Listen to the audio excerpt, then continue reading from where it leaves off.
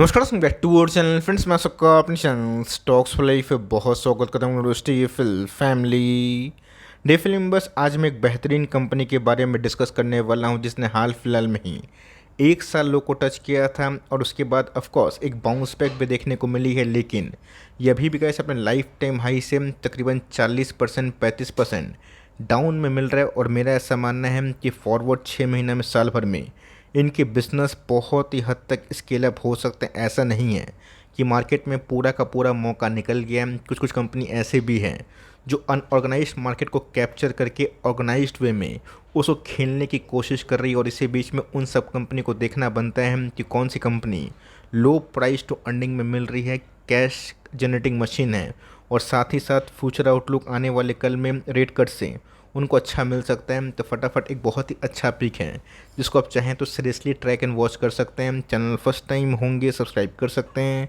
इस तरह quality content को सबसे पहले एक्सेस करने के लिए। Now without dealing any for time, let's begin.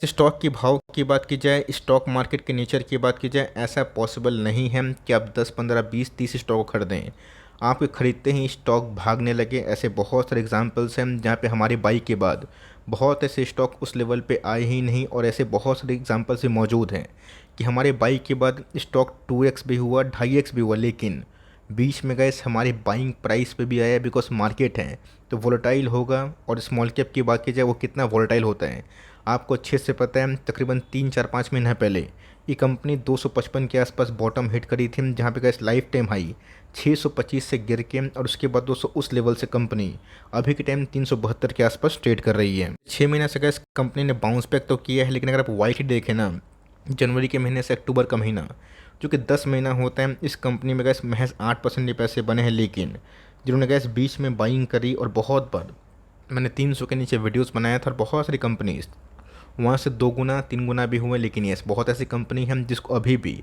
Run up के लिए कुछ स्ट्रॉन्ग ट्रिगर पॉइंट्स मिलने की आवश्यकता है। गैस फोकस करना है और ये भी समझना है रियलिस्टिक वे चलना। क्या गलत बात है कि कोई कंपनी अगर 10x होगा तो क्या 2 साल 3 साल नहीं चले, 20 40% गिर जाएँ तो क्या कंपनी ख़राब हो जाएगी? नहीं, हमें देखना है कि आने वाले कल में क्या डेवलपमेंट होती है। और यस, यहाँ से अगर इस कंपनी 10% और गिर जाती है तो मेरा ऐसा मानना है कि फ्रेश एंट्री फिर से किया जा सकता है। स्टॉक का नाम अगर आप देखें तो green panel industries limited. So video इधर पे ख़त्म नहीं हुई है बिकॉज मैंने क्या बताया कि सिर्फ स्टॉक का नाम देखना इंपॉर्टेंट नहीं होता है, काम देखना इंपॉर्टेंट है। हमने जो भी बिज़नेस में गए बड़े पैसे बनाए हैं उन सब का एक ही रूल है और एक ही मूल मंत्र जो मैंने बाज़ार सीखा है कि बिज़नेस को परखने का जो स्किल है ना वो सीखिए। एक बार बिज़नेस को परखना और पढ़ना सीख जाएंगे, आपको समझ में आ जाएगी कि जो कंपनी प्लाईवुड में मीडियम डेंसिटी फाइबर में काम तो कर रही है, इनफ कंपटीशन मिल रहे हैं, बट अनऑर्गेनाइज मार्केट से गाइस ये सब कंपनी ना ऑर्गेनाइज मार्केट में और ही बड़ी बनते चल जा रही है। कुछ अच्छे से पता है कि MDF फाइबर की बात की जाए, मीडियम डेंसिटी फाइबर बोर्ड, ये दोस्तों बहुत ही बड़ा थीम बन सकता है। चाहे वो ऑफिस रूम को डेकोर करने की बात की जाए, बड़े बड़े घर में प्लाईवुड्स की बात की जाए, वुड सीलिंग की बात की जाए, फ्लोर सीलिंग की बात की जाए, मतलब फ्लोरिंग की बात की जाए, उन सब में गैस डेकोरेशन की बात की जाए, वेस्टर्न कल्चर से ये सब थीम आता हुआ देखने को मिल रहा। अब तो गैस मैं देखता हूँ कि घर में बहुत ही अच्छे खासे इंटीरियर भी लोग करवाना शुरू कर दिए, और इंटीरियर के पीछे ना जितना घर बनाने के पीछे खर्चा होता है उसका 30 to 40% इंटीरियर्स के पीछे भी खर्चा हो ही जाता है। तो अच्छे से पता है कि वुडन फ्लोरिंग की बात की जाए एक नया ट्रेंड है। मैंने क्या बताया कि मार्केट में आप एक घर खरीद लिए, मैं एग्जांपल दे रहा हूँ कि 1 CR का एक घर खरीद लिए, लेकिन दोस्तों उस घर में काम ख़त्म नहीं होता है।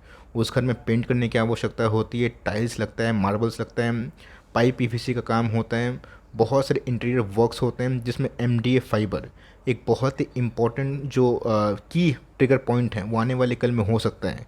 और इस बिज़नेस में गैस मेरा ऐसा मानना है कि फॉरवर्ड लुकिंग स्केल अप करने की बहुत ज़्यादा क्षमता है। यहाँ गैस मैंने क्या बताया कि यही थीम के संग अगर आप आगे चलेंगे तो लॉन्ग टर्म में बिज़नेस को आप समझ सकते हैं। अब सिंपल सी बात है, लोग ये सब काम कब करवाते हैं? कब दोस्तों प्लाईवुड का काम ज़्यादा होता है, कब फ्लोरिंग का काम ज़्यादा होता है? जब कोई घर में एक्सेस करता है। घर में एक्सेस कब होगा? जब इंटरेस्ट रेट सस्ता होगा। आप समझिए दोस्तों कि कैसा सब साइकिल में काम करता है, कैसे एक डॉट दूसरे डॉट से कनेक्ट होते हैं कि घर में लोग काम तभी करवाएंगे जब घर की चाबी मिलेगी। घर की चाबी तभी मिलेगी जब थोड़ा सा रेट कम होगा, जहाँ पे लोग ना लोन लेने की कोशिश करेंगे। आज से 2 साल पहले कोई एफडी कर ही नहीं रहा था, आज लोग एफडी ही कर रहे हैं। इक्विटी मार्केट में वो पैसा आ तो रहा है, बट उतना पैसा जो कि एफडी में अभी भी लोग लगा रहे हैं ना, अगर वो चेंज होता है, एफडी कभी ना कभी 2-3% क्रैश अगर होता है, 2-3% कम होता है, मेरा ऐसा मानना है कि ऑफकोर्स वो इन्फ्लोस भारतीय इक्विटी मार्केट में आएंगे। और होम लोन की बात की जाए, जल्द ही दोस्तों इंडियन गवर्नमेंट प्लान कर रही है कि सब्सिडाइज़ करेगी। तब बिल्डिंग मटेरियल्स के संग बहुत सारी कंपनीज हैं जिसको लॉन्ग टर्म फ़ायदा मिल सकता है। जी हाँ, इस कंपनी को हमने देखा, इनके बिजनेस को देखा। अब आप खुद से पूछिए, अपने इर्द गिर्द देखिए, अगल बगल देखिए, आप देखिए कि आपके पड़ोसी या फिर आपके परिचित में कोई लोग एमडीएफ का जो फाइबर है, डेंसिटी वुड फाइबर है, फ्लोरिंग की बात की जाए, उसको करवा रहे हैं या फिर नहीं करवा रहे हैं। अगर वुड फ्लोरिंग चल रहा है तो ऑफकोर्स कैसे ये सब कंपनी चलेंगे। 4,500 करोड़ के आसपास की मार्केट कैप है, 255 के आसपास लो है।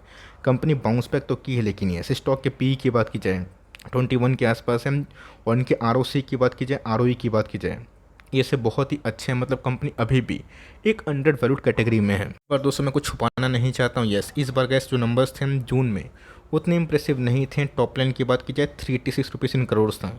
रही बात बॉटम लाइन की, 37 करोड़ के आसपास है। लेकिन दोस्तों मैंने क्या बताया कि जब बुरा वक्त ख़त्म होने की उम्मीद होती है तब स्टॉक मार्केट ना उसको डिस्काउंट इन कर लेता है। तो बाज़ार में गए पिछले 6 महीना से स्मॉल कैप और मिड कैप में इनफ रैली हुई, तो जो कंपनी अच्छे नंबर्स पेश किए वो लाइफ टाइम को तोड़ा, और जो कंपनी अभी भी ये टू परफॉर्मेंस वाली कैटेगरी में है वो लाइफ टाइम हाई नहीं बल्कि 1 साल हाई को ही टच की है।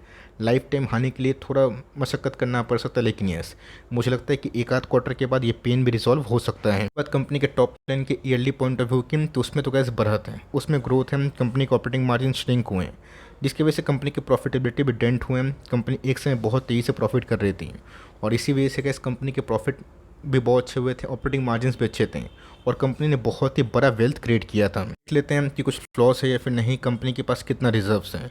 तो कंपनी का दोस्तों जो मार्केट कैप है 4,500 करोड़ के आसपास, उसके अगेंस्ट में रिजर्व तो बहुत ही भरपूर हमें देखने को मिल रहा है। कंपनी की बोरोइंग्स की बात की जाए ये 228 करोड़ के आसपास है। हम देखते हैं कि आने वाले कल में कंपनी रिजर्व्स पे कैसा काम करती है, बोरोइंग्स को कम करती है फिर ज़्यादा करती है। और होल्डिंग भी गैस क्वाइट डिसेंट है, 53% के आसपास प्रमोटर खुद ही लेके बैठे हैं, और 21% के आसपास होल्डिंग डीआईएस की है, जिनको हम म्यूचुअल फंड कॉमन वर्ड्स में बोलते हैं। 4.5% के आसपास होल्डिंग किसकी है, एफआईएस की है। रही बात पब्लिक होल्डिंग की, वो भी 21% के आसपास है। मतलब दोस्तों एफआईएस और डीएस को मिला दिया जाए तो 25% स्टेक उन्हीं के पास है। मतलब 80% के आसपास, 17% के आसपास जो स्टेक है ये स्ट्रॉन्ग हैंड्स के आसपास है, और 21% के आसपास जो स्टेक है ये पब्लिक इसको ओन करते हैं। ऐसा मानना है कि 1 डे के चार्ट में दोस्तों रिवर्सल कभी भी हो सकता है, लेकिन इस बाज़ार में थोड़ी बहुत अगर नकारात्मकता कोई भी इसराइल की न्यूज़ की वजह से हुई या फिर वॉर की जो ऑनगोइंग कंडीशन से हुई, उसे पैनिक नहीं करिएगा तो सही है। तो अगर आप इसमें होल्ड करके बैठे हैं तो होल्ड करें। आप देखना चाहते हैं Q2 के नंबर्स के बाद गाइडेंस क्या होंगे, वो भी ठीक है, लेकिन थोड़ा भी इस नंबर्स में उलटफेर हुआ तो कंपनी 341 के लेवल्स पे आ सकती है, जो इनके 2 दिनों का मूविंग एवरेज है। और इसको आप दिमाग में बैठा लीजिए, ऐसा नहीं है कि 2 दिनों का मूविंग एवरेज कंपनी नहीं गिर सकती। मिड कैप स्मॉल कैप में उससे ही बड़ी गिरावट होती, लेकिन यस लार्ज कैप का इसके लिए एक बहुत ही इंपॉर्टेंट बैरोमीटर है। तो कंपनी आपको 341 के आसपास खरीदने का मौका मिलती है, जो यहाँ से 10% के आसपास डिस्काउंट है। इसको आप चाहें तो हैप्पीली ऐड कर सकते हैं for long term point of view से। और फर्दर गिरावट होती है तो वहाँ पे कैसे अपनी एसआईपी को बढ़ा सकते हैं। हमेशा हर एक स्टॉक को आप टॉप पे ना कभी बेच पाइएगा ना बॉटम पे खरीद पाइएगा। अपने अंदर का संतोष पैदा करना सीखिए, इसको हम सेटिस्फैक्शन बोलते हैं। लेकिन लॉन्ग टर्म में कैसे ये सब कंपनी मुझे लगता है कि फ्यूचर ओरिएंटेड है, और जिस हिसाब से कैसे रेट हाइक हुआ है ना, अगर वो 6 महीना में साल भर में थोड़ा बहुत ड्रॉप होता है और फर्स्ट रेट कट आता है, तो मेरा ऐसा मानना है कि पूरा का पूरा जो इन्वायरमेंट है, बिल्डिंग मटेरियल, हाउसिंग फाइनेंस के बिजनेस, इन सब को बहुत ही हद तक सुपर पॉजिटिव नोट पर हिट कर सकते हैं। आपका क्या पॉइंट ऑफ व्यू है प्लीज़ कमेंट बॉक्स में बता सकते हैं। और थोड़ा भी नर्वस है, स्केप्टिक है, तो Q2 के नंबर्स देखिए, हमें बहुत बार मौका मिला भी है और मिलता भी है। वीडियो में फर्स्ट टाइम होंगे, चैनल फर्स्ट टाइम होंगे, प्लीज़ सब्सक्राइब कर लीजिएगा, वरना इस तरह के वीडियोस आपसे मिस हो जाएंगे। और वीडियो को पसंद आए तो प्लीज़ लाइक करना भी ना भूलिए। तो गाइस मिलते हैं जल्दी ही, तब तक के लिए bye. Thanks for listening friends, God bless you all.